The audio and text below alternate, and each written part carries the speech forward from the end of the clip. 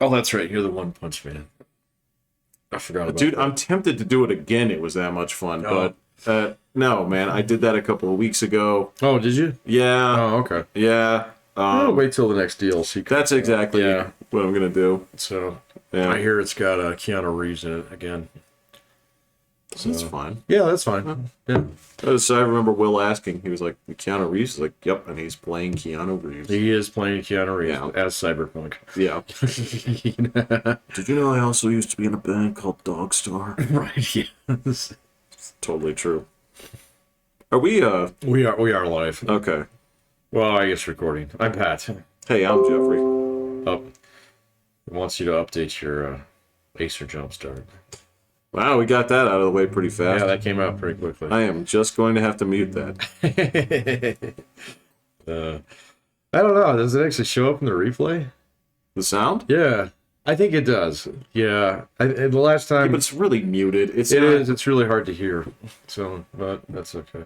I mean, the real goal, of course, Patrick, is to take a series of things that you know will get people to check their things. So, like, if we just have, like, the default sound for notifications on our phones and just put it into a soundboard on the computer and just hit them every now and That's then. so messed up. I agree. And also, you know, the Why same... hasn't somebody done that already? I don't know. That's pretty brilliant. Like, the same thing with the other sounds, like the you know, just occasionally the hardware found sound or Right. Yeah. Yeah, or just like the ringtone. So on your Ring camera. I had to the turn one that that one off. the chimes. The chime. Oh yeah. That's a good one. Yeah. Yeah, the T-Mobile Ring. So Exactly. Yes. yeah, something that's common enough where people don't change it, but different enough where that one's mine. I agree. Yeah, it's if it's the base one that people have just left on because that's what it was when they got the phone. Yeah. Because Patrick's a weird thing where cell phones came from the time I got my first one when I was 16 to where things are now, right? It's been a while. The layers of customization that have come and disappeared and stopped being a thing, right? Because I remember for the longest time, like, custom ringtones were like the coolest thing ever. They were really cool. And then if your carrier supported it, they had something called ringback tones. Yeah. You remember these? Yeah, I do. So if a specific person was calling you, they had their own ringtone. Oh, no. I thought that's what that was. No, the ringback was for the person calling. So instead of hearing the ring, Oh, yeah, you're Okay. right. I do remember that. they would hear, like, Montel Jordan's "This Is How We Do It." Right, yeah, Right? exactly. Yeah. I do remember that. And the custom text tones and all those other stuff. Now nobody gives a fuck. No, not really, man. So, although, like, I don't know. I'm kind of phone agnostic on a lot of things, man. You know, I'm a little bit Yeah. of an odd duck. So, because I do hang on to my phones for several years, well past the point in time where I should be doing any financial transactions on them. Yeah, well. So, but anyway, You take your you risks. take your chances. That's why I have a good bank. So, but yeah, they're like, so I'm not the best person at this, but even like I see other guys that just, like, I don't know, you kind of do this too, but not to the same extent. Like, you're a little bit more deliberate with your phone choices, all right? Oh, But I know people who just always have to have whatever is the biggest thing they can have. You know? Yeah. yeah. Well, that's the weird sine wave of it, because, I mean, again, we went through this thing where, yes, I knew people that had car phones and the original cell phone, the original Motorola brick, right? We had a car phone. Yeah. Yeah. Right? It was huge. Yeah, it was a little backpack. Yeah. So, yeah. So you go through this thing where you have that, and then when they actually get smaller, people are like, oh, look at that, you know, relic, you know, that gigantic thing that you have. Yeah. And now we're kind of going. And you cycle it back to, because look, I was, for a minute there, I was about to get one of the fold phones. I was like, these actually seem kind of cool, where you open it up and look at the screen. And then So I guarantee you I would have gotten if I still worked out in North Dakota and stuff. Yeah, right? sure. But then I was here. And then I was like, yeah, because I still want that phone. And then my brain put the things together. I said, well, so 2 phones this size, you unfold it, it becomes a tablet. And then I'm just sitting there looking at my tablet. I said, I don't use it. Yeah. So when's the last time I used my tablet? I was, no. Yeah. If I was traveling, yeah, I'd use it all the time. Yeah, sure. But yeah, and then I realized this. I can't do this. I literally would be just throwing money away for something that I don't need. But yeah, there are some people, and there are some people that, hey, company I know of put out new product, I must buy. Yeah. Apple, yeah. I don't want to pick on anybody in particular, but I don't mind Apple, so I don't like their products, so, but I like their stock. there you go. Yeah, I've always been a fan of their stock. It is the most overvalued stock, but it holds. Hey, man, it pays dividends. There you go. Yep. It's one of the few that does. I mean, unlike like all my Teslas, so took a fucking beating over the last month. So yeah, it sure did. I mean, bad, man. I didn't know. Like, did they stop making cars or something? I don't know. Take a look at the other guys that all took a beating in that same time. It's all tech shit. It's all tech shit. Yeah, it's all tech shit. Yeah. My Costco stock is great. Yeah. So, well, I don't know until Costco branches out into like blade servers, cloud storage. right, cloud storage. Yeah. So, crypto mining. Oh my god. That's right. You were going to tell me the story about this crypto bro. Oh, the FTX guy? Yeah, so what's the deal, man? I did read a little bit on him and his little sex cult, which I don't, how pertinent to the story is that? But he just seems like he's just a Madoff, man. So okay, so all right, so the sex cult thing, all right, in court you would say, they'd say objection, and you'd say it goes to character, right? Okay. So what I've been able to ascertain about this kid is he's a dumb kid that made it big. It came from like a rich family and had a lot of connections and all this other stuff. That's how he made his way through. And he is distinctly tied into 2 very suspicious places. What? One is Ukraine. Okay, like tied in how? Like with the government or? All right. Not with the government, but with Zelensky's team, right? Isn't that the government? I suppose it is. But he's also, if you track his money, an incredible donator to DNC and Democratic, politicians and causes, right?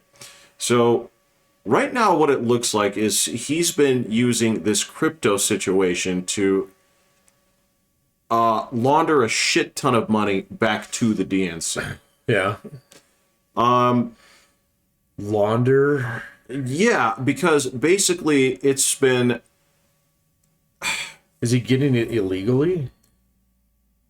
Well, that's the thing, is where it converts, basically, is where they're sort of losing it, where they're saying, like, okay, money goes in, especially with this, like, the continual aid and all this stuff going over to Ukraine, right? He has a huge station over there, right? And that's where a lot of the crypto is supposed to be being exchanged and then brought back here, right? Converted back. So it's an extra stop for aid money going this way, coming back here, going in the pockets of... So that's the theory, is that... Are you talking about like the aid money that Biden that they keep sending every couple of weeks? Well, I thought the last couple had been kind of held up, but because the last package we said was like $40 billion that was supposed to be paid out over what, like a year, something like that. Yeah. So that guy's getting his hands on that money.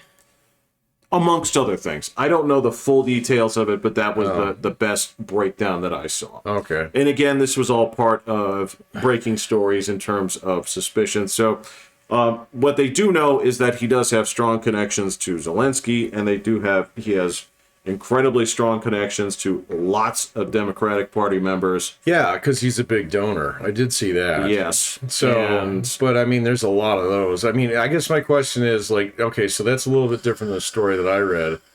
The story that I read was basically like he was doing this thing where you invest in him, he buys crypto with this, okay? Then he says he has the asset, but then he lends out the asset. So he's doing exactly what fucking Madoff did. Yeah, that too. Yeah.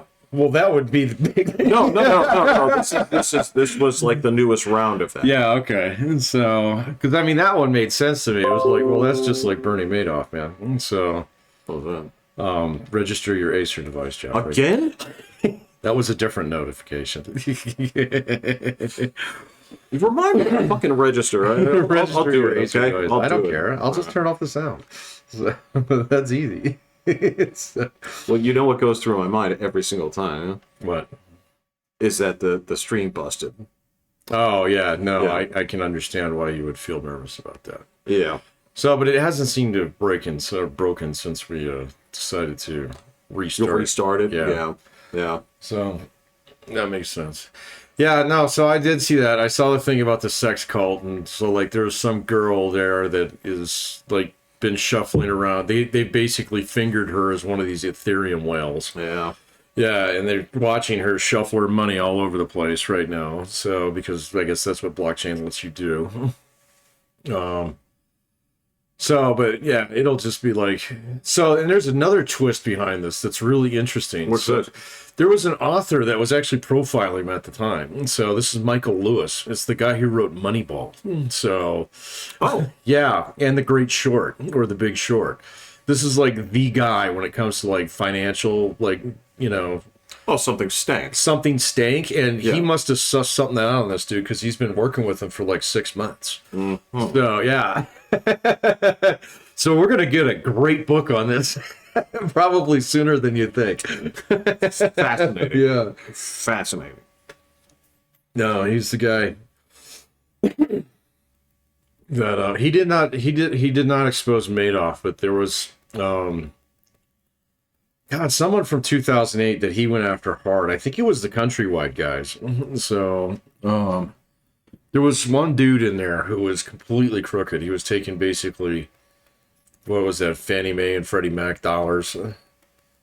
Oh, Yeah. There was a guy back then, so he kind of outed him out. I remember that. Yeah, Kind of like a weird looking bald guy, right? I think so. Yeah. Yeah. Yeah, I remember that back then. I was like, what did he do? And then they explained it, and at the time I don't know, I guess in 2008 I was looking for more concrete villains. Yeah. So, like the actual Doctor Doom. Yeah. Kind of. Yeah, you get some dude with some fucking like scar across one eye. He's like, I've been crashing the world economy. Right, yeah. Yeah. And they ask him why, and then he comes clean and he says, do you know what the most valuable resource is? It's water. And Yeah. or whatever, I don't Yeah. know. And he's somehow managed to get his hands on 90% of it Right. through crashing like fucking Countrywide or whatever. Right. Country Time, I don't know. Countrywide Financial. Yeah. I think it was Countrywide. There was like one or two of them. There was another guy. I think he wrote the book on this guy too, who is like really fucking crooked dude down in, so it's like Texas or Alabama or something like that, who basically had one of these mortgage origination kind of like schemes. Oh, okay, yeah. Going on where, you know, you just originate the mortgage and then immediately pass it off to somebody else, so to speak. And that guy wanted to be a race car driver, and so he had this entire fucking NASCAR team and shit and stuff that he was trying to like do this, and everybody's like, you run a really important segment of the mortgage origination business here, so, and what are you doing all weekends? And so I think it was Michael Lewis went down and interviewed him and said, yeah, this guy's full of shit too. So or something like, I can't remember exactly. I might be getting some of those stories crossed up, but he was definitely there, but he did write Moneyball too. And so it'll be interesting to see what he has to say about, what's the guy's name? Is it Samuel or Blankman Fried? Look, it's yeah, a okay. Jewish name. What do you want me to say? I don't know. Because he is one of the tribe. All right. Yeah. Just say no, it both of his parents are Yeah. law professors at Berkeley, man. So, but yes, I don't remember his Jewish name. okay, could you say that with more derision? You want to try it again? I'll spool you up this time, man. This is not a derogatory attack against the tribe. You have to understand. What you do also have to understand is sometimes there are guys out there that why you got to ruin it for the rest of them. Right? I don't mean, like, again, with all the Kanye stuff and Kyrie Irving and all this stuff, right? Oh, yeah. With all the chatter that's been going on like this, right? Sometimes it's just, could you not do this right now? Oh, what, blow up a crypto market? Well, Yeah. So as a Jew? yes. Yeah, I got you. Yes. Yeah, okay. Yeah, I mean, well, that just kind of speaks to the fact that they don't all have a meeting first before they do these things. So, No, of course Right, not. yeah. They speak telepathically. oh, my bad. I don't know. Look, we're not supposed to know about this, but when you're born, your brain links into the Jewish Discord server. And Gross, man. So, well, I'm a heathen. I got rejected from that. So it's not for us. it's not for me. Yeah. So, yeah. Whatever happened to Kanye? Yay. I know. I actually went back and read through his stuff, and then I Yeah. actually watched the podcast that he did with Lex Friedman, who's a Jew, which was funny. So, Well, you got to remember, he considers himself Jewish. yeah, no, I understand. He's Yeah. just being critical. Right, yeah. I don't know, man. So there were It's darn near incomprehensible. I know, Okay? There's yeah, no. that's the problem. Yeah. Is it's hard for me to suss out his thesis because you would sit there and say, like, I can see you've done the research, but I don't think he wrote the thesis first. Yeah. So, yeah. it's kind of my problem. Like, What are these? Are these links? This is not how you cite this. bro, this is you. You cited yourself. Self plagiarism, man. So, no, man, I saw something on him the other day, just where he didn't show up to like one of his divorce proceedings, you know, and so the judge is like, okay. There's a special term for it, right? It's like a default verdict or something like that. Something like default that. judgment. Yeah, Yeah. yeah. So like, yeah, I guess you didn't want to see your kids, man. So, Maybe that was the point all along. I have no you idea. have no idea. Look, this is the funny thing was I watched this circus go around, you know, for as long as he's been around, right? And I've watched this dude get passed around from defender to defender, and he was weird when he was seen as a leftist. He was weird Yeah. when he's seen as this weird anti-Semite, somewhat like Trump-loving black Jew weird thing that he's going on here. And you see people like making excuses for the dude, right? Mm-hmm. And I've just been watching it the whole time, just say like, yo, man, you've been fucked up from the beginning. Like, Yeah. I don't, like, from an artistic standpoint, that works. I mean, that's the part where I don't want to give him a whole bunch of shit because you're not on an equal playing field. So it's to turn around, like, I would go back into antiquity and say, you know, I'll bet you'd hear some real crazy shit if you asked Jerry Lee Lewis about politics. Yeah, you probably would. I guarantee you would if you asked Elvis. Yeah, if you could. Yeah. And I can also tell you the utterly retarded things that John Lennon is on record as having saying. Some of them sounded nice. They worked well in songs. But in interviews, you're just... You didn't think about this. Somebody told you this. You're repeating this crap. I don't know that much about him. Yeah. I don't really know that much about the Beatles. It was never really big on that. No, but this is what I'm saying, is if you go back in time and you look at guys that were celebrated artists, there's a lot of them that have really sketchy, weird things and have extremely bizarre views of society. And it's... I don't know. Like, I'm not going to sit there and lump them in and say, yes, but it's leftist, so it's okay.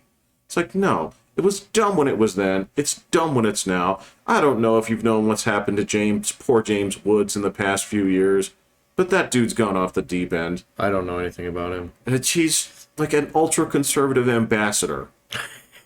James Woods. James Woods. Okay. Why does he need to do that? I don't know. Yeah, okay. This is the bizarre thing. It was like, I used to think you were awesome. Oh, he might still be awesome, man. I just, I don't need to listen to your shit. So, well, that's it. Yeah. Yeah.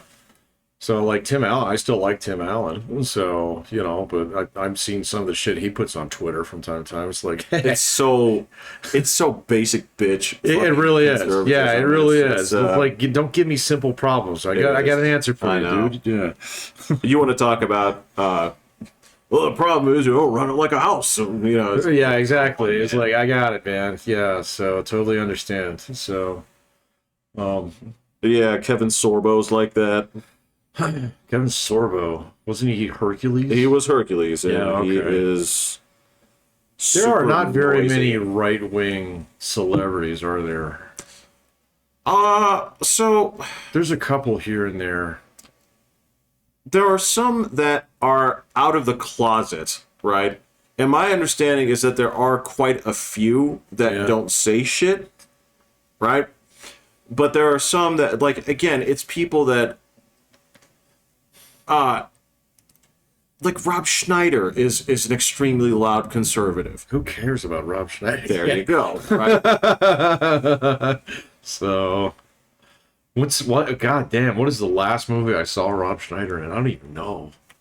Like, recent movie? I wouldn't be able to tell you. Whichever one that I saw last.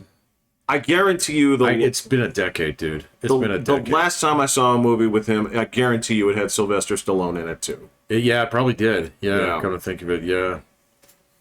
Yeah. Which one? I don't know. But he was playing the funny guy. Right. And and Stallone was playing the straight man. Right. Judge Dredd. Shit, I think that was it. It was Judge Dredd, but I've seen Rob Schneider in something before that since then, but it was just as inconsequential. So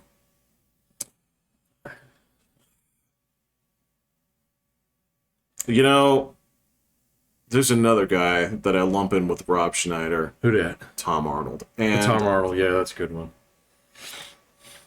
He's kind of faded away. It's fine. Yeah, no. Yeah, it's fine. Yeah. He's always super irritating. And Tom he was Arnold? just always supposed to be the comic relief and never laughed at a fucking thing he ever did. I didn't think he was that bad. He just irritated the crap out of me. To be fair, I didn't watch that much Roseanne after There's that. Yeah. But he's in True Lies, man, and it's just the that's right. worst part of it. Thankfully, he's not in much of it.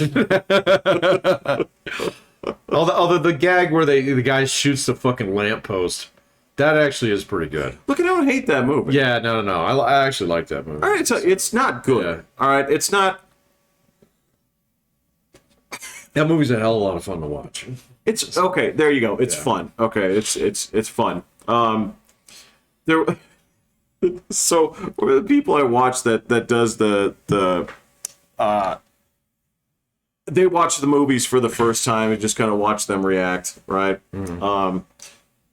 She's watching The Terminator for the first time. The first one? Yes. Okay.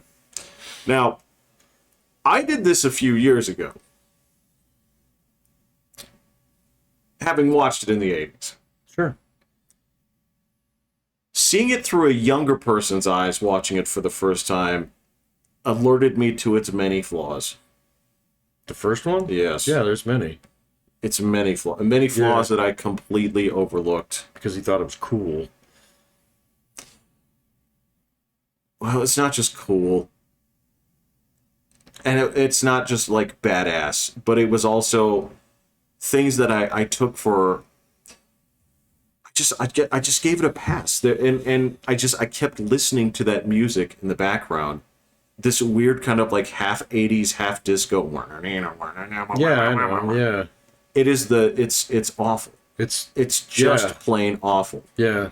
Yes. Yeah. And even the effects aren't that good in it, man. So, like, I remember watching, like, videos down the road of, like, special effects masters of how they got the... Oh, Stan Winston. Yeah, to climb out of the burning truck. Yeah. He looks bad, man. Oh, the stop motion section. It looks bad, yeah. It's so not there. Rough. Yeah, it's pretty rough. So, you know, and there's just stuff in the movie that just doesn't really fundamentally make sense. So, you know. No, and when I was younger, I didn't... Like, now I would recognize how on the nose so many things are, right?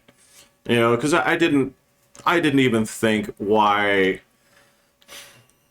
You know, it just seemed like an 80s veneer, and then, of course, it's like, well, why are you at the tech noir? Oh, that's what that means. Noir means black. Right. Oh, that's right. That's why you went to this nightclub. Although it's just a nightclub, and there's no, like, technical veneer to it. You just put the name in here. Yeah. Because you wanted to put that word in there. Yeah. Yes. Yeah. Your son's name...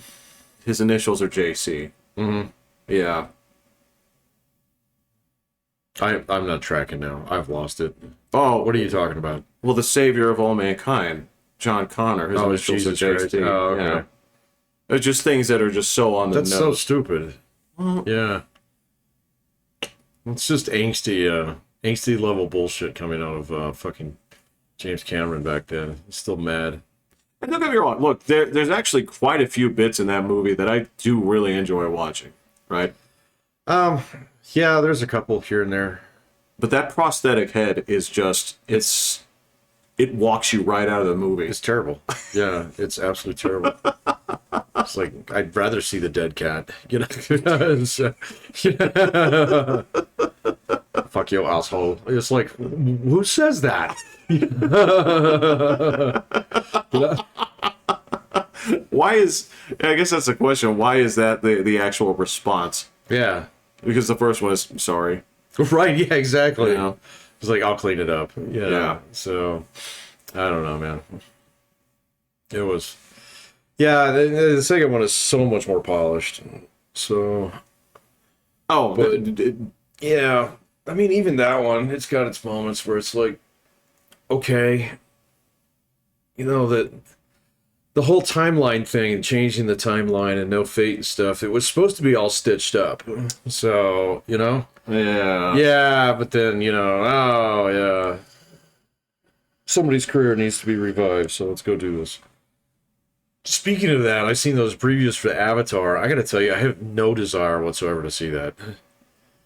Oh, you know what? I heard about it, but I didn't even look. Okay. I didn't look. Yeah, no, they were on during football. So, yeah. Just more of the same? It looks exactly the same thing. So, humans bad, you know, like blue fucking indigenous whatever, I don't know. Whatever they were. Yeah, whatever they Fucking, were. like weird panther people. Panther people. Yeah. Weird ass panther people. Yeah. Let me tell you, man. Good, yeah. You count the silverware after those guys come to dinner. Yeah, you better, man. So, yeah. I don't know. Maybe this is James Cameron's. This is his Lord of the Rings. This is his. It's been like 11 years since the previous one, man. I know, but he's coming back. He's got a passion for it. He's just. I guess. This is the world I see, and these are my orcs and these are my These are my orcs. Yeah. I don't know, man. I'm just so sick of that shit. So, where it's just like, oh yeah, everything even remotely like, it's like the whole idea of space exploration and actually sending people across, like, what are they gonna do? They're gonna go over there, gonna exploit a fucking planet. Okay. right. Right. Okay. So that's your setup story here, and so you just have to work within that confine right now. And it just sets you up for the scolding right off the bat. So Yes. we're gonna preach and just sit here and preach for the rest of the movie. About why you and your fucking 64 ounce big gulp right there Yes. are the problem. And it's Yes. just like I don't have patience for that no more, man. I don't. No. I got zero no, patience for no. that. I don't have patience for that. I don't look. There's only been one movie in the Dances with Wolves sort of variety that I've ever really latched onto, and it was The Last Samurai, and that's That's because pretty good. it wasn't a cultural thing per se that he was latching onto and saying this is what Tom Cruise is running from. He's running from himself because he doesn't like his place in that society. Yeah. Right? Yeah. And so he found an inner peace with Ken Watanabe's people, as you would. Watanabe. Yeah. As you would, right? Yeah. And yeah, Very Japanese though, man. I mean, just in the movements and everything. So like literally the cape over the face, it's amazing. It's, Yes, it's like so kabuki, man. the flair when he just offers him the Yeah, when he right, offers yeah. him the sword. It's not yeah. a sword. Well, and I learned evidently that's a thing where Yes. so when you draw a sword, when you put it away, Yeah. it's a very specific way. It's slow, Yeah. and then click. Shoink. Yes, Yeah. yes. So yes, it's interesting that they maintained all of that. Well, yeah, I mean, I get to go into some detail about that, but Actually, you could, yeah. but that movie, yeah, I don't know if I'm not going to shit on Dances with Wolves too far. No, too hard, no. because that's actually a really good movie. It's about an hour too long. But I consider that the archetype for all living with the other people and seeing the error of your ways, kind of. Yeah. So I could probably name another dozen, but Oh, there's been plenty. So, yeah. But that movie, like, it was different, man, because that one came out like early 90s. So, that was back when Kevin Costner, I don't even think he had done Robin Hood at that point in time. They'd be close. They'd be close. So, but the whole thing was that this is way before he became like huge. Before he became Kevin Costner. Before he came Waterworld Kevin Costner. Yeah. So, yeah. But the thing about that movie in particular is like it kind of hit a good chord at the time. So it was kind of in sync with like, oh, this is actually kind of cool. We this is something we should learn about, Yeah. So whereas now it's like James Cameron's gonna beat that drum and we're like, yeah, I fucking know. I'm gonna clip all the rings on my 6-pack holder. Come on, man. God damn it.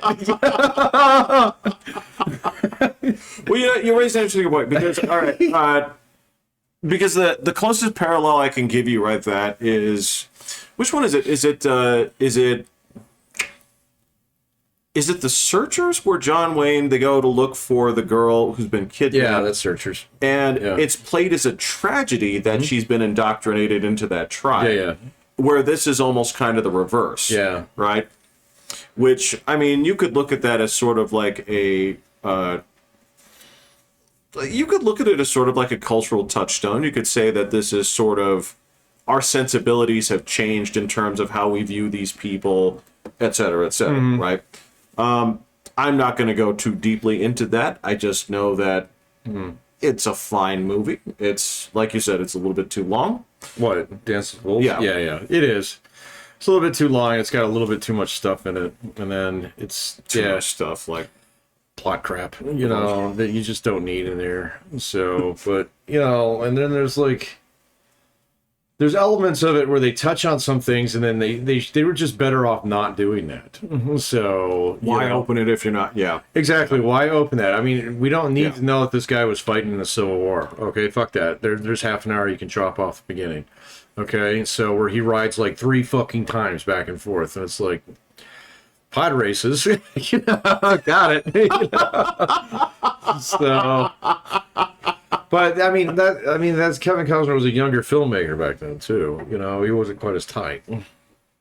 So you see some of the stuff that he done later. So like Open Range, his Western is great. It is. I remember Open Range. It is good. Yeah. It is wound so tight. There's not much waste. There's no fat on it. There's no fat in it. Yeah. So it's good. But then there's like other things about that it's just like I said, it just hit a different chord. And well, there was nothing like it at the time. Exactly. That was no, it was totally different. Whereas, say for example, releasing Wyatt Earp at the same time as Tombstone, just it wasn't supposed to work that way. Nope. And I can tell you that even if the roles were reversed, Tombstone is still going to be the movie that people remember. Oh, absolutely.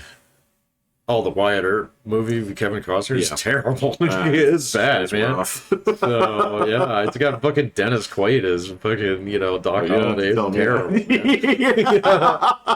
It's got Tom Sizemore in it at the peak of his cocaine usage. Oh, God.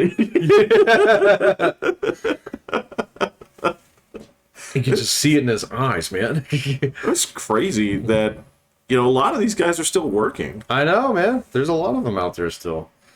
So that's the other thing. Like, I was noticing this just watching football the other day. Oh. All right, football's got a bad future, man. It's fucked.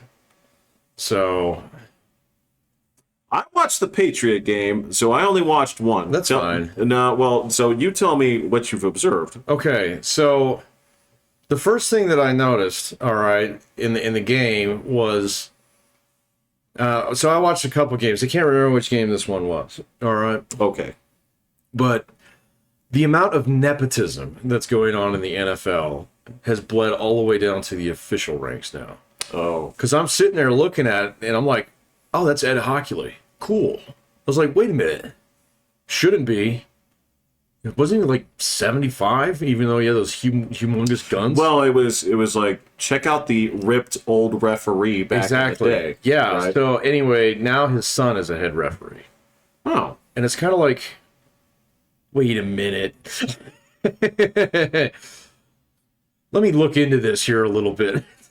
You know the number one predictor of whether or not you're going to play in the NFL? If your parents did? If your dad did. Yeah, you got it. Yeah, okay. So, I said parents. I'm sorry. Right, if your mom did, you're probably going to make the cut. Forgive me. Yes. I'm seeing the world as it should be, not as it is, Patrick. Right, I understand. No, you're right. You're right. Because when you look at it and you say, well, what's the correlation for any other factor? They're mostly insignificant. Yeah, absolutely. Right? Yeah. This is the only one with any actual trackable data. Yeah. And look, don't get me wrong. I don't know everything about, refereeing, so maybe... I don't either.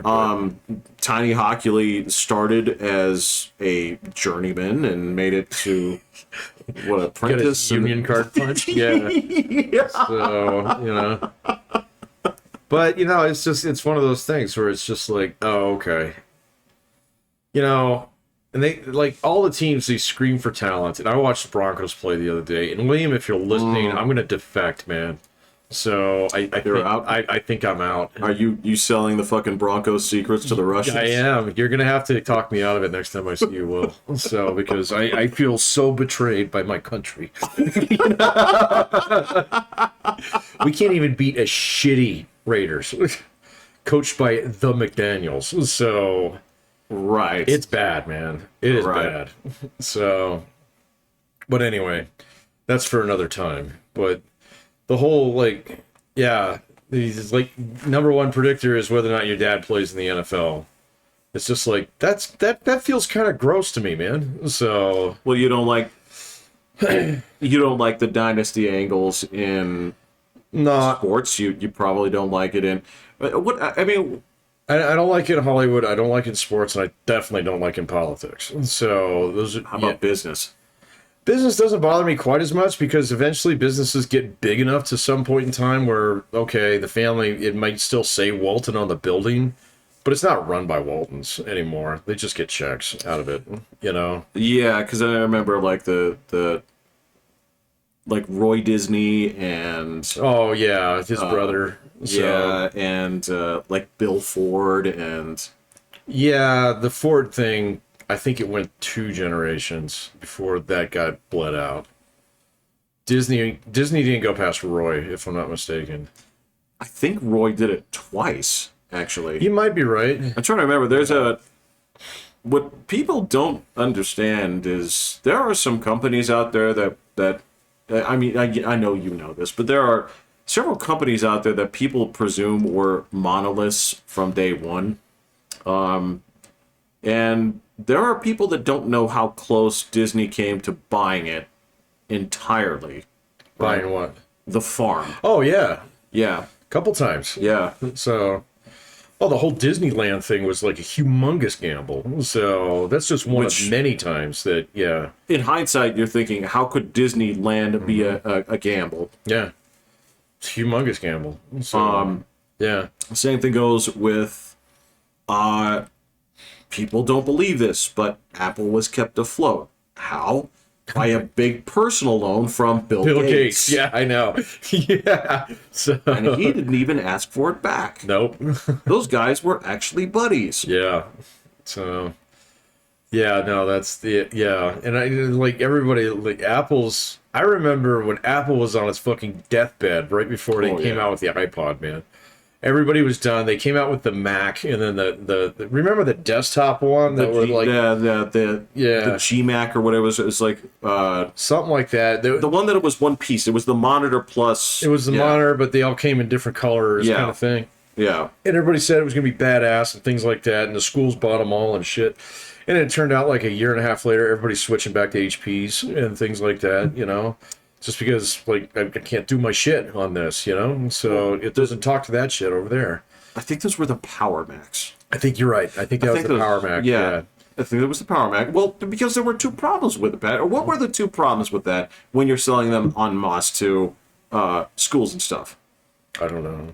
Well, okay, so number 1, it's the software suite, right? Right. At the time, which was a problem. And then the other piece was, okay, got it. So it's an integrated unit with the screen, yes? Okay, yeah. So what if I want to put in a new hard drive? Oh, yeah, no, you're fucked. Go fuck yourself. Yeah, you're right. So these are obsolete Yeah. the day I buy them. Right, yeah. They get those special screws with the star on them so you can't open it yourself, you know? Yeah. So, no, but I remember that. I remember Apple was, like, on the verge at back then. Everybody, like, this was when I first started doing some investing and stuff like that. And they were like, that one doesn't look too good, man, you know? So. Oh, yeah. Remember when they took it on this is the same time that they put out the Newton. That's right. Yeah, I do remember that. Yeah. that Palm Pilot. And it crash and burn. Yep. So. And they even had their own games console called the Pippin. Yep. And that crashed and burned. Yep. So. Yeah, no. So I don't know with dynasties and companies though, because like as long as you own it, okay, if it's yours, it's yours. I got it. I'm not gonna take it away from you. All right, and you have every right to pass it on to your kid, whatever. Okay, so he'll probably fuck it up, so it's fine. Well, I mean, don't forget the lessons that Gladiator taught us. So about what? You know, you got to be careful who you pass it on to, and you got to be careful how you announce it. Otherwise, your son fucking hugs you to You might want to think about that. So before you guys, yeah. So. Before you pass on Del Rio fencing and repair. Yeah, make sure everybody knows what's going on. You know. So. Before you choose an outsider, right? Yeah. Just think about it. So, but yeah, football's different, man, because there's only so many spots. So, you know, it's not like, oh, well, I can go out and create my own NFL with fucking hookers and, you know, and blackjack, yeah. You know, it's been like, tried. I know it's been tried. It never works. So I watched a season of Hookers and Blackjack football. Hookers and Blackjack. It was bad. It was bad. So they keep trying, man. But yeah. But the whole thing about it is like, all right, so obviously it's like, oh, well, you're the great Peyton Manning. Got it. Okay. Yeah. Well, Archie Manning's kid. Archie Manning's one of two kids. One of two. And so does that mean that we're going to have a squad of Mannings out there in another generation? That would be disgusting. That's an interesting question. Yeah. So, or if they're all quarterbacks. And so then we have like 4 of 32 quarterbacks in the next generation who are all like fucking cousins. So that's dumb. It is. I mean, and the rough thing here would be, I have to turn around and look at the example in its opposite and look at, say, like Christian McCaffrey and say, well, you don't even play the same position, right? Right. And in terms of athleticism, you bury your father's legacy, right? Yeah. And this is a guy that, Patrick, I loyally buy Ed McCaffrey's horseradish sauce. You'll It was find a thing, yeah. I have it in the fridge. Yeah. If I'm going horseradish, then yes, I buy Ed McCaffrey's. Where the dude, his thing was he was Mr. Third Down. He was willing to go across the middle, and he had great hands. Yeah. Right? So he was Mr. Dependable, right? Yeah. Whereas his son is a monster. Yeah. Right? This is what Beowulf is written about, right? So there are parts of it where you say, actually, yes, you should be in the league, right? Sure. I totally understand. Yeah.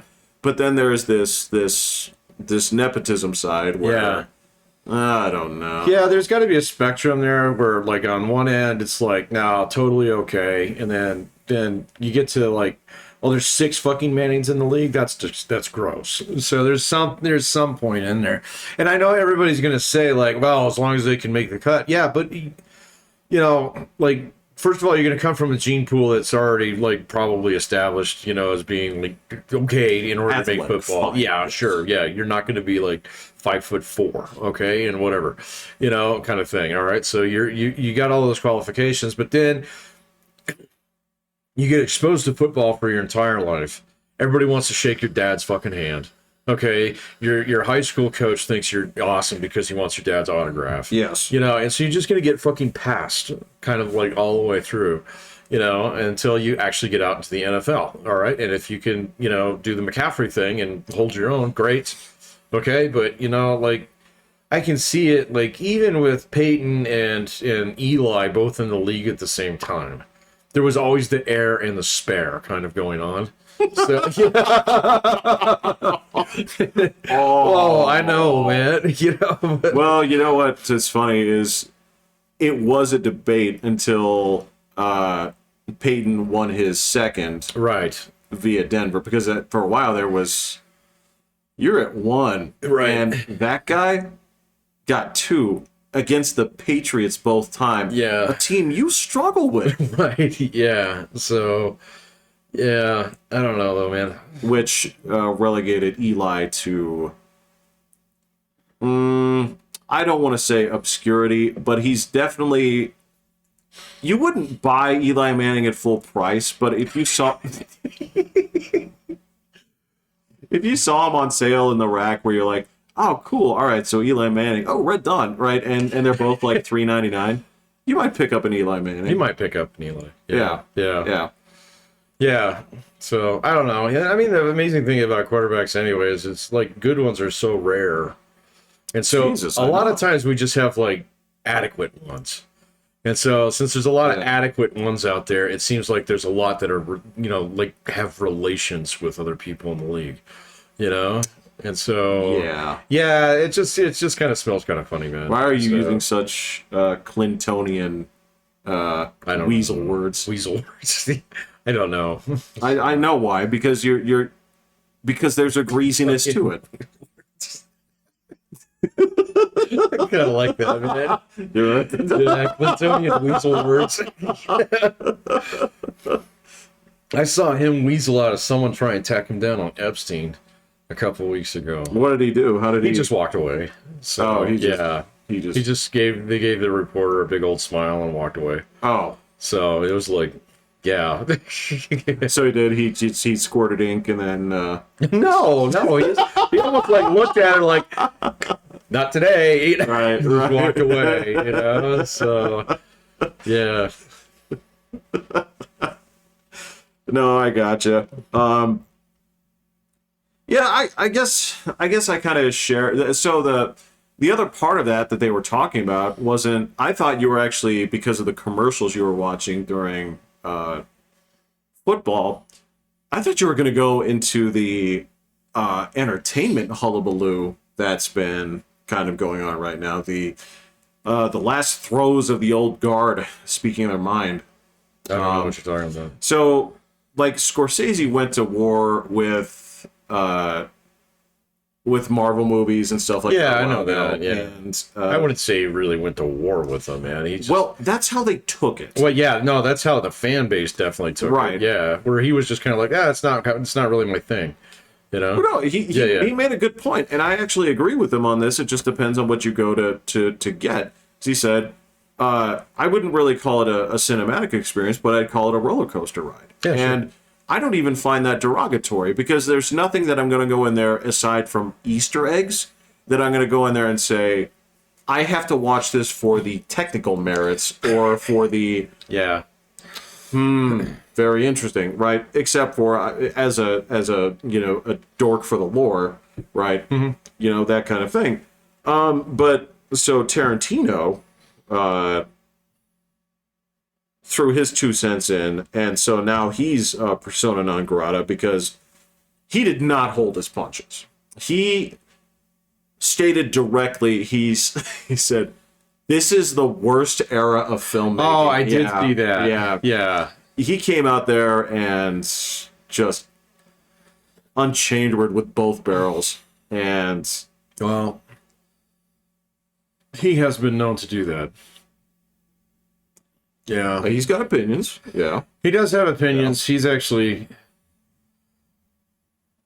interesting, man, because he's got like interesting taste in movies. So yes, yeah, where he'll just like say, "Oh, this is the best movie in this genre," kind of thing. It's like, really, that one? And then he'll explain why. yes, And it's like, oh, okay, that makes sense, But I did see something about that. I mean, so like, where's the backlash coming from? Is it coming from like Hollywood and the individuals who are actually starring in these films and want to? There are so many people right now who are waiting to have the torch passed to them. Yes. So, and it's just not going to fucking happen. Nobody's going to show up for Girl Indiana Jones. So, it's not going to happen. And this was also part of the issue that they were having. Was one of the reasons that he said this was such a dearth period was that at this point the properties are far more important than any of the actors. And he said this is one of the reasons it's dying is because these roles at this point are not creating actors and actresses with any kind of legacy at this point. Yeah. And this is why, we're just joking about this a second ago, like, why do I still know who Tom Sizemore is? Well, right, yeah. Why do I still know who Keanu Reeves is? Why do I still why is Tom Hanks still such a draw? He should have when we were growing up, man, you would have aged out at that point, right? What, by this point in time in his career? Absolutely. Well, you wouldn't be leading, you would be you'd be the Jack LaLanne character you'd be or something the boss. like that. You'd be the boss. You'd be the gruff old salesman who gets fired absolutely. first. Yeah. Jack Lemmon. So absolutely. Yeah, right? something like that. But yeah, no, I think I can see Tarantino's point on that one because there's a small group of like your batch of Chris's, yes, and stuff, but like one of those in particular is only really out there because. Like, yeah. So he did a lot of different things than the other two. Yes. And so I think he's actually going to have a greater legacy in the long run. When it comes down to it, so he started in comedy. And, right. and doughy comedy at that. And he was he had a little Walter White punch going on. He had, Yeah, I don't know. It's rare to see a guy get his first gigs looking like a shop teacher. Right, yeah. But it worked for him. It did work for him. And then, yeah, they said, you want to lose like 20 pounds and gain like 40 more in muscle and be in this? He said, sure. Like, what do I have to do? Play your same character, but skinny? Okay, I can do that. Yeah, I can do pull-ups. Uh-huh. And then they came to him again and said, all right, cool. Can you be Star-Lord with dinosaurs? He said, yeah. Yeah. Okay, I can do that. That's it. Yeah.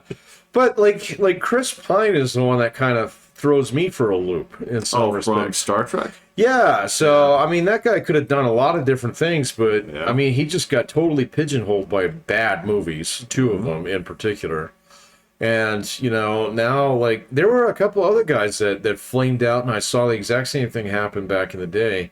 Like, who was the guy who was in Starship Troopers? Casper Van Dien? Casper Van Diem, who was going to be really big. He was shit. supposed to be the guy. Yeah, he was supposed to be the guy, and then all of a sudden he did like 2 bad movies and 1 dumb one with Jeff Bridges, and his career was over. So Which one was that? I can't remember, but it was right before Jeff Bridges disappeared for like 10 years.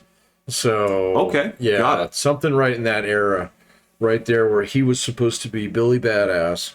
Mm-hmm. And then I absolutely remember he that. had like 1 or 2 movies that got review bombed back when, you know, that was actually done by professionals. Dude, who gives a fuck about what a... Name one critic you respect at this moment in time. Oh no, they're both dead. So, yeah, they're both dead. Yes. Thank you. So, but they were around long enough where, you know, I think they get their hands on Casper Van Diem. So, you know, but Are you saying that that Ebert was just, he saw I got you now. he saw the end and he's just like, Gene, it's my time. It's my time. Yeah. This world is not for us anymore. Right. Yeah, it's wacky, and so they went after him, and he's, you know, going into it and saying like, look, I got 1 more movie in me. This will be my 10th. I'm gonna leave.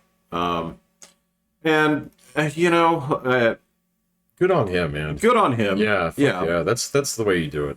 So, I mean, he can make whatever fucking movie he wants. So, Well, that's what I'm saying. Is Yeah. I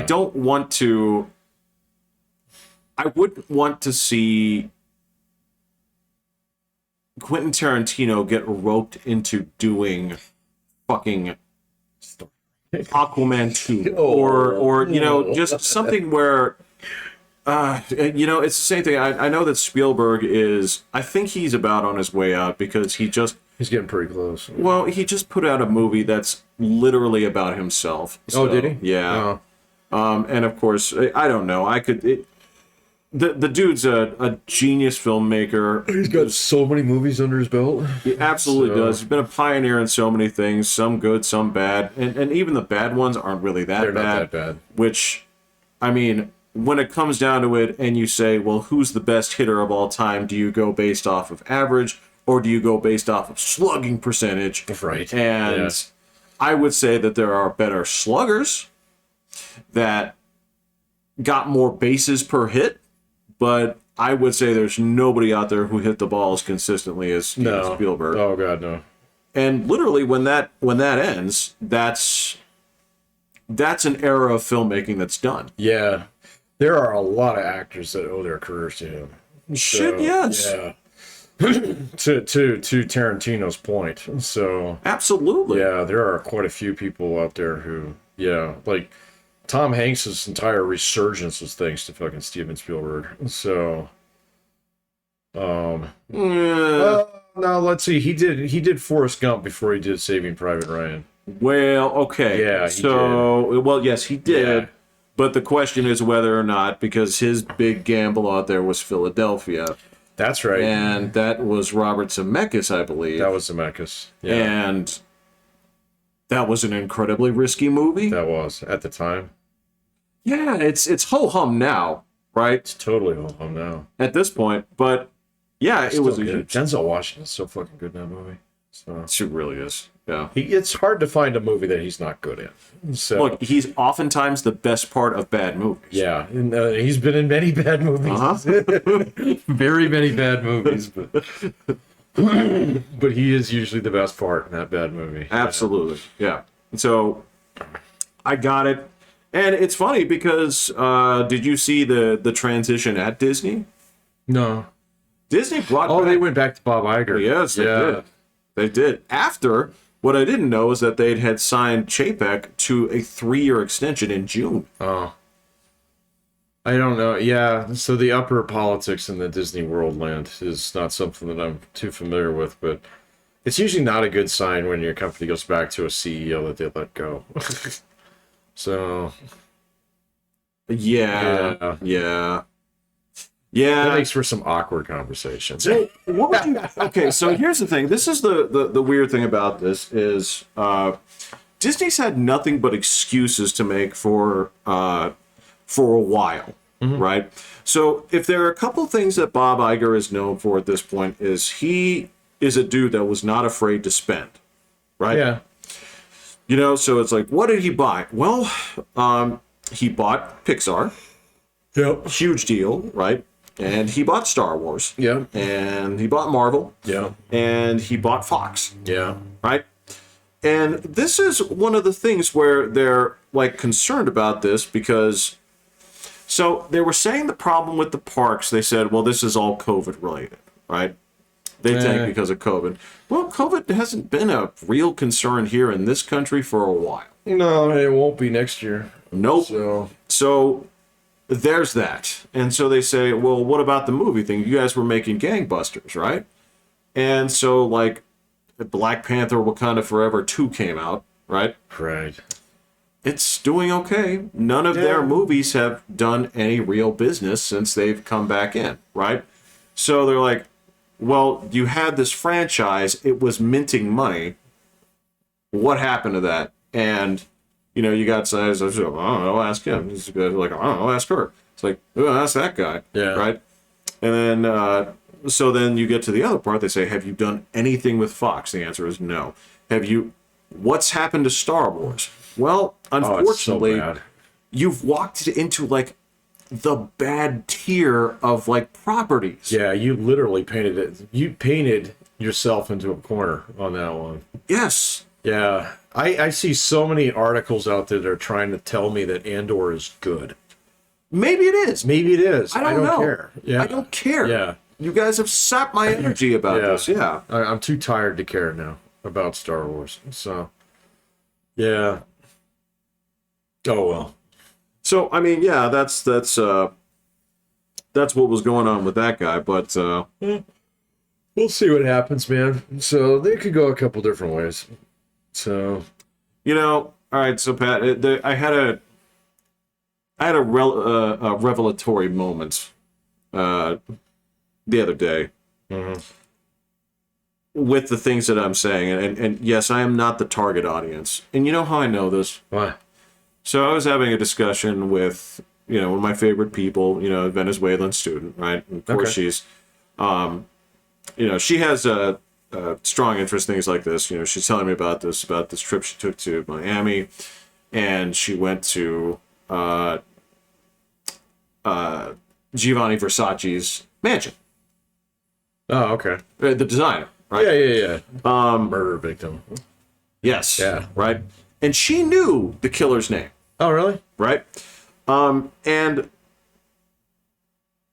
this was the thing. This was the thing I laughed about was she was talking about how this was a tragic assassination. I said, and I'm just stuck there for a second with those words. You know the guy that assassinated Giovanni Versace? Yeah. I'm like, I don't know him. Well, I said, let me quiz you on something. She's like, yeah. I'm like, who shot JFK? So I don't know. Oh. Said, who shot Martin Luther King Jr.? Ooh. You know this one, right? But yeah, that's the one that most people forget, though. James Earl Ray? Yeah, James Earl Ray. Okay, I was like, who shot Reagan? Hinckley. Okay. Yeah. Now, here's the thing. She knew none of those. Well, right? She's from Venezuela. So so then I went to the next one. I said, hey, no problem. Yeah. Okay. said,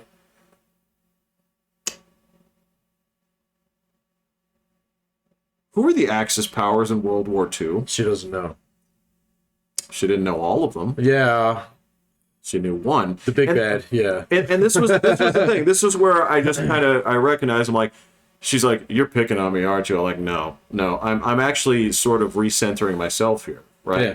Because after that happened, I started literally asking my students on gender lines just these same questions. Yeah. Guys knew. They didn't know all the assassination ones. Yeah, they'll know the World War II ones. Uh-huh. Anybody who's played Call of Duty knows that. And that was the thing, was on gender lines, it is just guys know this stuff. Girls do not give a fuck. No. Right? And that's when I started to rethink when it came to my impressions about Andor, when it came to my impressions about media in general, I realized how insignificant and useless my data would be to anybody trying to make money. Oh, mine would be absolutely useless. So, yeah. I just want them to remake all of John Wayne's movies. So now. With who? Chris Pratt? I don't give a fuck. I like the way they end. So they can put anybody in there. So they can digitize John Wayne on a dude in a green suit for all I care. You know? Fair enough. So, but Right. no, I'm not going to be at the cutting edge of that shit anymore. So, you know, and I'm not going to be the person who's spending a perceptible portion of my income to, you know, take my wife out to see Wakanda Part 9 or whatever, you know, in the future.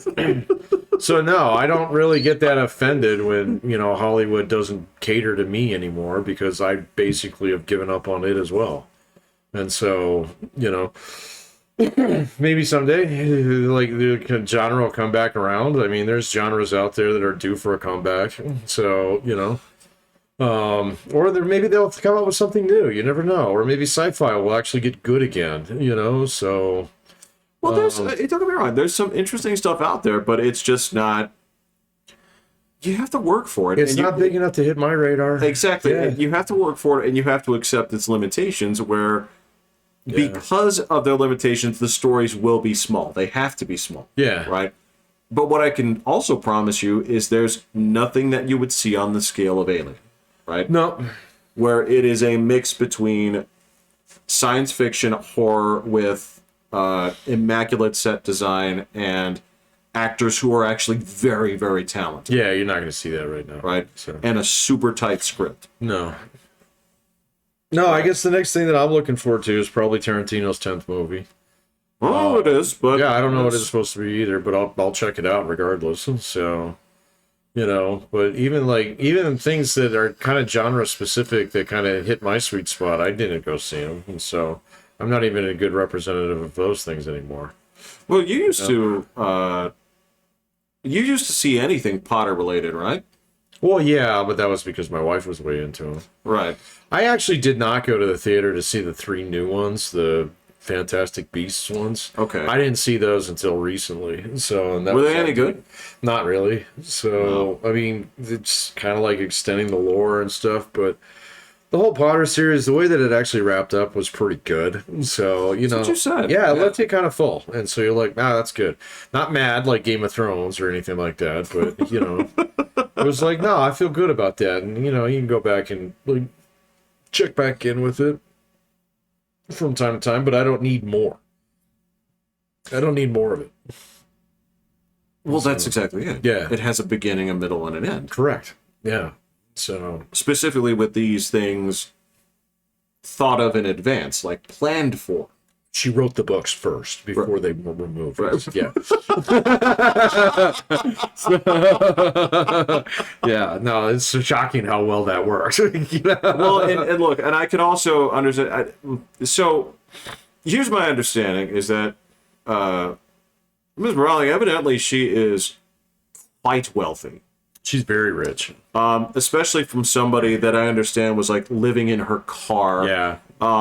After getting the crap kicked out of her by her husband at the time. So for her, my understanding is she knows she's going to eat 3 times a day and she has choices. right? Right. So I don't get the sense that after all those Potter movies and Parks and all that other stuff, she was just wringing her hands together and saying, like, how many more nickels can I squeeze out of people? No, my understanding is that the Fantastic Beasts series, she did that actually for the fans who were like, can we get more? Like, yeah, there were a lot. Yeah, where there's just like, you don't have to, like Potter's story is done, but do you have anything that you could just, like, give us extra? She's like, all right, tell you what I'm trying to do is actually write these detective stories under my pen name, but you know what, in between these, I'll write you these. Oh, yeah, she got outed on her pen name. So That's weak.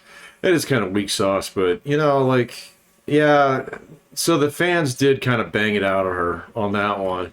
And that's fine. It's okay, that's kind man. of a cool thing to do. It's okay, but I mean, just like watching the two, because I think there's three. I only saw two of them, and it's like, oh, wait a minute. So we're using characters from, oh, this sucks now. So it was like I can see the direct line between these movies and the other ones. You know, it's just because, oh, that's my favorite guy, and I want to see him here. It's like, apparently, wizards live to be 300 years old. Cool, you know. So okay, fan service. Yeah, it's total fan service, man. And so, like, I don't know. Well, what if Tolkien himself had seen this sort of thing, and there was still like a hunger for it, and he said, "Well, tell you what, you know, the main adventure's over. Okay, Yeah. I'm just going to tell a couple of side stories from people in the lore from back then."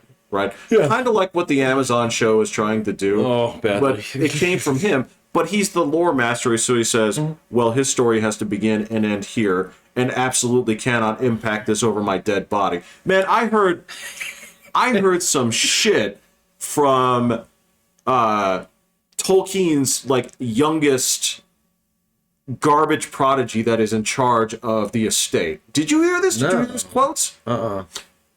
He said, okay, he said that he's tired of living in his uncle's shadow, right? Or whatever it is. It's like a great-grandfather. It's his grandfather. Yeah. He's like, he's tired of being just seen as his grandson. Yeah.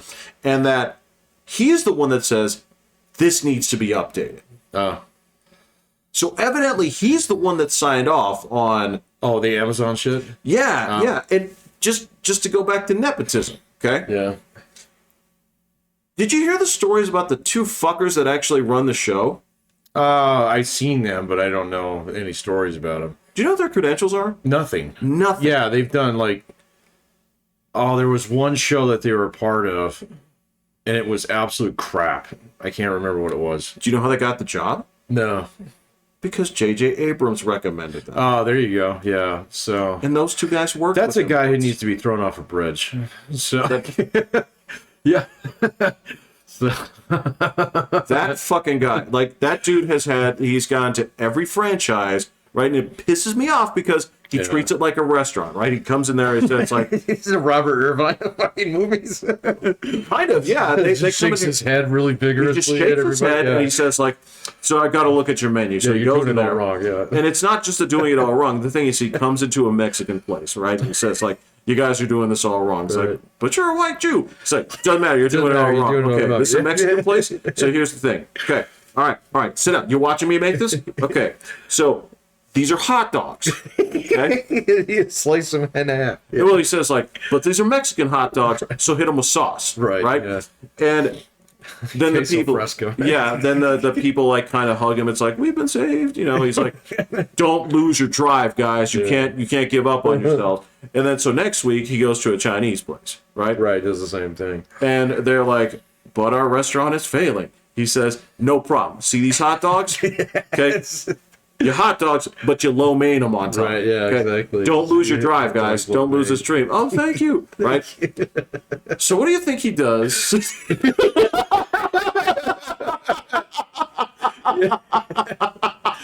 So what does he do when he walks into a hot dog restaurant?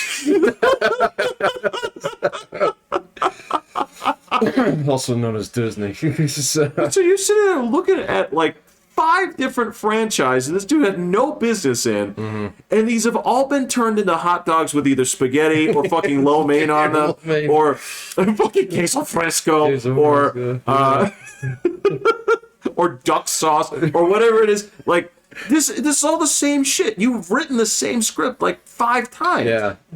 Yeah, no, that guy, I don't know, man.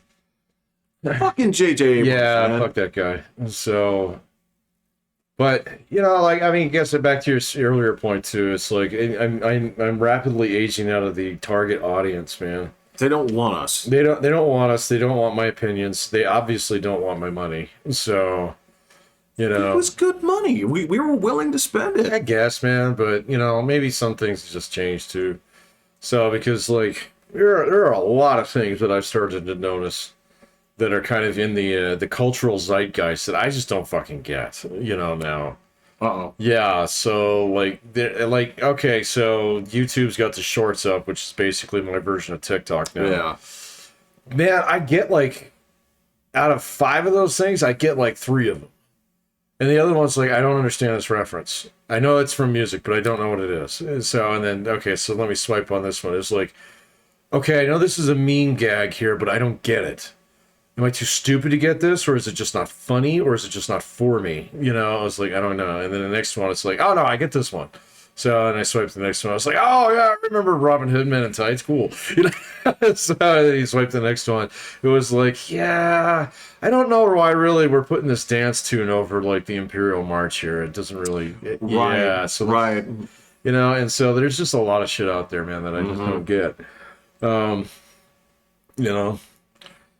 And then it's just there's elements of the culture and the way that it's gone where like I'm starting to empathize a little bit with my dad. So when he was Yes. kind of like, "What do you mean you Yes. don't like Johnny Cash?" And I was Yeah. like, "I don't like Johnny I don't like Cash. Johnny Yeah, Cash. I don't like." Yeah. He was like, "Wait a minute, run that by me again," you know. So you know, kind of thing. Well, you break it down logically and you say, well, Dad, I think even you would agree he doesn't really have a great singing voice, right? right, yeah. But that's not what it's about. It's like, well, so it's all attitude, right? It's like, well, yeah. Like, I think that attitude's corny. Right, yeah, Dad. exactly. No, and you're right. It is actually an adjustment of attitude as well. So because there's definitely a little bit of like incongruity. So with like, I mean, the same thing, man. I don't even want to talk about politics today because we only got what, well, like 15 minutes before we hit time here. But I'm getting grouchy with this shit, and so where it's just like, shut the fuck up and go get a job, you know? So, I know, it's everywhere, man. I know, you are Patrick the socialism. You are a socialism sniffing dog. I have you at the airport. Right. You know, They use right. me to test the machines. Yeah. Man. So, People come by, you get a whiff, and you're like, you don't want to work. you don't want to work. Yeah, go get a job. So It's like, actually, Patrick, my whole thing is systemic racism, and you say, walk it down. Okay. Yeah. Take that the path you want to take it. All right. Go on. Go on. Go on. Where do we get to the point in time where I'm going to have to cut you a check? So we can just fast forward to that. All right. So You know what that reminds me of? You know what that always reminds me of is, you know, obviously we've become a lot more tolerant at this point, you know, especially in this state and now across a lot of the country. But there were a lot of people when I was younger that would tell me about how great hemp is to make rope. oh yeah. Your rope needs are not as substantial as you think. No, they're not.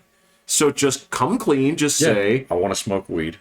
no I do it legally, problem. no problem. Let's Just talk say about that. this. Yeah. We don't need to change the way we make paper, bro. Paper's fine as it is. Great. Yeah. So, yeah, exactly. It's like, no, I don't want to wear a scratchy ass hemp shirt. So, yeah. No. No. No. No. Yeah, that was where my nose started to go. And again, I have nothing against people that use marijuana. It's just like, why are you lying to me? Why are you making these fucking side-loaded bullshit arguments? Oh, man. Yeah. I'm like, I see them all the time now. So, and it's irritating. I mean, I see it with the culture too. So, in a lot of respects. So, it's like, you're not really making a movie here. You're making an argument. Okay? Yes. So, it's like, I am very good at sniffing these out at this point in time in my life. You know? So, I write them for a living in certain cases. All right? And so, it's kind of one of those things where it's just like, I know what you're up to. Stop thinking I'm dumb. All right. You know, you're not clever.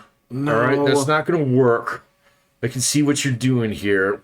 But let's just talk about it because I don't mind engaging in that discussion with you. Of course not. So, you know, that's absolutely fine. But, you know, if you're going to try and get me to where I know where you want me to go, all right, but you're going to lead me all the way around the barn to get there, it's kind of like, please don't waste my time. All right. So let's just talk about the thing that you want to talk about. Well, absolutely. Yeah. Yes. And if that extends into media, number one, okay, and this is where a little bit of my dad is coming through, where, you know, I have to stop and say, do you really think you're the first person that's made this argument? And more to the point, do you think you've done it better than anyone else in history? Right. And, you know, that was sort of, you know, my dad's criticism. He would watch, you know, movies and he'd say, this is an updated version of this. Yeah. Or, God, what was the classic one that he, what was the remake of Seven Samurai? It was Magnificent Seven, right? Yeah. Right? Yeah. And he ended up liking both of those. Sure. Right? Yeah. Don't get me wrong, but... Very different settings. Same movie. Same movie, though. I have seen them both. Yeah. I won't say which one I like better. Yeah. Seven Samurai is just a little touch old for me. So well, it's a touch old. It is... All right. It is the sound is magnificent. It is. Yeah. Right? So if I'm going to sit there and say I'm going to shit on anything from Kurosawa, everything I've seen of his is fantastic. There's just a point where fantastic. I'm like, anyway. Oh yeah, that was great. Actually, like Hidden Fortress too. I think that was good too. Sweet, yeah. But I haven't seen that in a long time. But there's a thing where you do. Now at this point, you have to start making choices. You have to say, well, am I going to carve out the 4 hours over 6 weeks to watch this movie? Or am I going to let fucking Kurosawa play in the background while I do something else? Yeah. And that is a complete disservice to the film. Right? I guess. Well, because, man, it'd be equivalent of, like, I take you, like, Patrick, let's go on a plane. We're going to Paris. We're going to the Louvre, right? And it would be like, yes, we're at the Louvre, but as we walk by all of this art, you were watching like Stranger Things on your phone. And that's sort of this little hyperbolic there. But yeah, I get your point. I don't know though, man, but like something like that. I mean, even just playing in the background is probably less of a disservice than just saying, "Nah, I don't have time." So yeah. So I don't know though, man. You know, like the difference between that and what we have going on today, though, is, I mean, it's just miles apart. So yeah, it's just really miles apart. And so, you know, like, and just seeing things like everything's being boiled down to short, sweet, tweet, scroll, you know, fucking TikTok length videos and things like that. I think there's an art behind that in some respects as well. So, you know. Well, like fucking... but it's definitely changing the expectations. Well, here's the weird thing is like, but on the flip side, it's, you pack more of that short-term stuff in a longer runtime because, yeah, like, Wakanda Deuce is like 2 hours and 45 minutes long. Right? Yeah.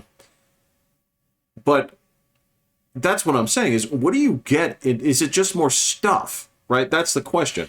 What do you do with the time that you have? There's a lot of fat in there, man. Well, that's what I'm saying. So the classic example, like you brought up a while ago, I didn't know this. I didn't know that the English Bob section of Unforgiven was literally on the cutting room floor, and he kept it for the sake of Richard Harris. Yeah, he just wanted to make sure Richard Harris had a credit. Well, and that's the thing is, in hindsight, that's fat, right? Like you said, because you could lift it out of the movie and it would not impact a thing. No, you know, Little Bill's a bad guy, so you know that as soon as he beats the shit out of Will. So yeah, but at the same time, that movie is so much better for it. It is. right? It's not leaner, Yeah. right? But it's tastier. Yeah, but that's not that chunky of a movie anyway. So, But that's what I'm talking about. Is when you start with a lean movie and you add flavor. Yeah. If you're sitting there, you jump in. It's like you made 4 hours worth of film, right? Half of this was you pointed it at the actors and said, like, talk. That's ridiculous. Yeah. But then you end up with Ghostbusters 2016, where you cut down to 2.5 hours of fucking bitches just squawking, like not actually making jokes. They just talk. Yeah. No, I don't need. I didn't even need to see that, man. So, I mean, it's like, I want my 2 hours back. You know, at that point in time. So movies like that, or movies that do that, in that respect, they drive me further away from even wanting to watch any movie. So I get you. You know, yeah. And I get you. Like lately, man, I mean, if I have time, you know, when I'm going to bed or something like that, and if I got like an hour that I want to chill, I don't watch movies no more, man. I'll listen to a book. So I'll listen to a podcast or something. That's fine. Yeah. That's fine. You know, just because it's like, I mean, even there are some things that I could get into, but it's also like, I don't know, man. We need a new generation of people out there who are making this shit. So our generation has totally fucked it up. So Well, okay, now hold on. no, I'm gonna put the blame right on us. He said J.J. Abrams. He's older than me, man, and not by much. That is to imply that we asked for this. I don't know if we asked for it, but we definitely put up some people who didn't deserve to be there. So Okay, so if you do want to put the blame on us, okay, and I'll permit this, right? I'll permit this, and I'll tell permit this. Well, I'll permit this, and here's where I'll accept my culpability. Okay, here's why I'll do this. When I was younger, okay, I was all for that movement where they were taking a lot of the things from my childhood, right, and said, you know, I don't mind if you do a modern retelling of this. I don't mind if you extend this property, Okay. right? Instead of saying, I am not going to sit here and watch you rape my memories to death, okay, and throwing a hissy fit and you know, whatever. I enjoyed it at the time, okay? And so when you look at the results of what we have here, when they say, all right, so what's our game? Take an existing product, okay? So you have an installed base, okay? Find some ass clown like J.J. Abrams who comes in there and says, well, okay, so I always like to start by painting the thing red, right? Okay. And what you got to find is it doesn't have to be the same boat, but you paint this cool boat right here, right? And the dude comes in here and he paints the same picture 5 times, right? Because it made this much money with Star Trek. It made this much money with Star Wars. It made this much money with whatever thing that he hops over into. It's the same thing that we let Michael Bay do. He needs to be thrown off a bridge too. And this is what I'm saying is I sat there and let it happen. And so the results of this, the money guys in Hollywood, I can't blame them because they look at the numbers. They say, well, this is what actually makes money. Yeah. So do this, do this, do this. Whereas it would have been on my generation to fucking bitch and moan their eyes off and say stop. Yeah. I don't really. The money argument just doesn't fly with me as much as it used to. So Well, you know me. yeah, but like it's just one of those things where it's like, you know, it's business, as a commodity. I understand this.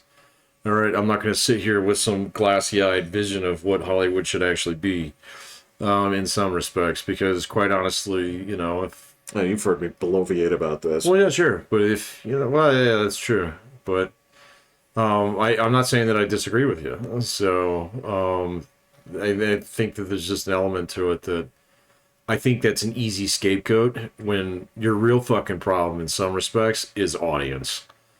Audiences are just not. That's what I'm saying. Yeah. That's us. We get what we responsible for fucking this. deserve. Exactly, yeah. What do you want? Yeah. How many times, Patrick? You have been my witness. Okay, you've been my witness. I have asked my brother. I'm not painting a target on him and saying this man. Like, there's not a Do not serve this. Yeah. But I've asked him point blank, how many of these do they have to get wrong before you will stop rewarding them with your money, right? And what has he said? I don't know. He said, I'm going to keep going. Yeah. I'm into the story now. I'm into the story now. And I like a lot of special effects in my movies. So. And again, he's fine, okay? Yeah, because he gets what he wants, right? Yeah. But that's the thing is, what we want is, Patrick, what I want in life is, I want people to be making stuff where Will gets what he wants and I get what I want, right? This is a hot dog with queso fresco. I think I'm starting to see the secret of that guy's success. I know. That's what I'm saying. Is, like, I don't like the idea of, like, I go to a movie and it's like, so if you pick around it, right? These, you know, so what'd you do? I spent 2 hours and 47 minutes just picking all the onions off. And and when you get down to it, there's nothing in here but basically a basic bitch armor hot dog, right? There's not even a Hebrew national here or Nathan's, right? So if you go in there, and again, this is what I used to do at like 7-Eleven, right? When you buy nachos, you are paying for the plate with chips on it. It's up to you to decide how much of that quote-unquote cheese, glue, quote-unquote chili, quote-unquote jalapenos, whatever, right? So if you go in there and say, well, nachos are $1.50, right? And you just walk out with chips, okay?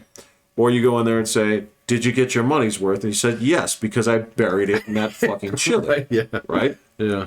So what's the problem? It's like, did you get your money's worth? Like, yes, but I have 4 types of cancer from eating it. Right. Yeah, movie cancer. I think I've got a little bit of movie cancer, man. That's you know, it's look. I think it's stage 3. It's not fatal yet, but yeah, you better, like, you can't ignore it. Yeah. So what you can't do. This is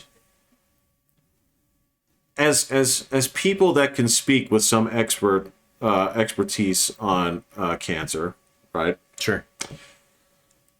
What you can't do is what happened to my father, and he let movie cancer metastasize to his liver. Yeah. Because at that point, it's over. At that point, you got stage 4 in the liver with music a long time ago, Patrick. Yeah. No, I have no musical taste or ambition or desire or whatever. I mean, I have to get pretty drunk. So before I start, like, oh, this sounds cool. The rest of the time it's just like, I think there's talk radio on. Let me turn that on. I know. Yeah. I know. And look, I've been in like voluntary chemo for you just sign up for it, yeah. For a long time, because I just don't. There are too many guys where it's like, actually, I would say the last good album was when. So Rat put out an album in '89, yeah, and that was really the end of that era. And that's terminal music cancer. That's 4 in the liver. That's 4 in the liver. Yeah, it's metastasized. It's in the spine at that point. Because everything else is just, this is shit. I can't listen to this shit. Yeah, this is just shit. No, I just it all got beaten out of me. So.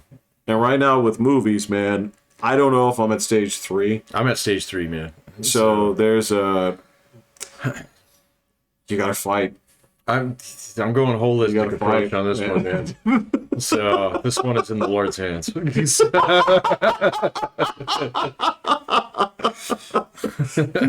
All right. God, throwing J.J. Abrams from a bridge would be a good step in the right direction. So, well, that's the operation before radiation. You have to cut out the tumor. Well, yeah, that's getting your chemo port put in. Yeah, right. Yes. All right. Okay, so I will tell one last thing and we can leave. Okay. Just because I thought it was cute.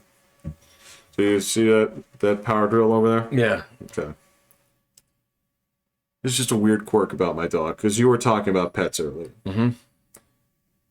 she reacted so badly, and this is what I want to ask you, is because of the shape of the power drill, okay?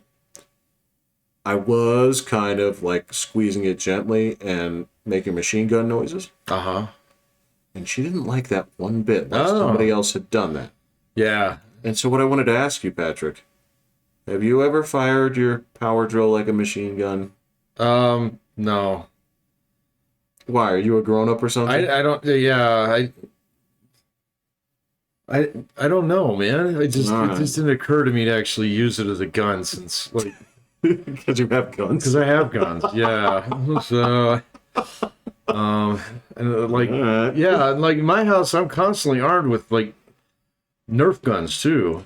Oh, So okay, well, you know, but yeah. like, so if I'm gonna point something at the cat, Okay. and speaking of that, cats know when you're pointing a gun at them. You get the saltiest look. It's like, do it, motherfucker. Do it. I wish the fuck you would. I wish the fuck you would. You're gonna make my day. All right. Okay. Just wanted to ask. Machine gun drill. Got it. Yeah. Yes. All right. Next time I have the drill out, I'll try it. Okay. Yeah. All right. I'm Pat. I'm Jeffrey. Hitting the button. Yeah.